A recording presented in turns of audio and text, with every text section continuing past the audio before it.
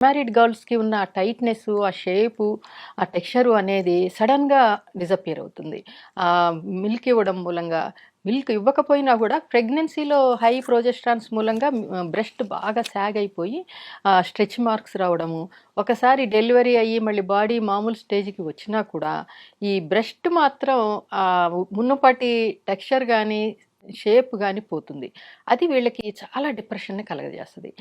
తెలియకుండా ఫ్యామిలీలో గూడా ఈ చాలా ఇష్యూస్ వస్తాయి. వైఫ్ అండ్ హస్బెండ్ మధ్యలో ఈ బ్రెస్ట్ సైజ్ అనేది గానీ, బ్రెస్ట్ టెక్స్చర్ అనేది గానీ వీళ్ళని కొంచెం ఇన్ఫీరియారిటీ కాంప్లెక్స్‌కి లోనయ్యేటట్లు చేస్తాయి. చాలామంది నాకు చెప్పారు పర్సిస్టెంట్ ప్రాబ్లమ్ ఏంటంటే, మా హస్బెండ్ గొడవ చేస్తున్నాడు మేడం. మా husband is not happy. He is not satisfied. ఇది చెప్తూ ఉంటారు వాళ్ళు. ఏం సొల్యూషన్ ఉంది? మేము వెతుకుతూ మీ గురించి విని వచ్చాము అని చెప్తుంటారు. దీనికి ఈ బ్రెస్ట్ వాల్యూమ్ తగ్గిపోవడము, చిన్నగా అవ్వడము, తర్వాత లూజ్‌గా అయిపోవడము.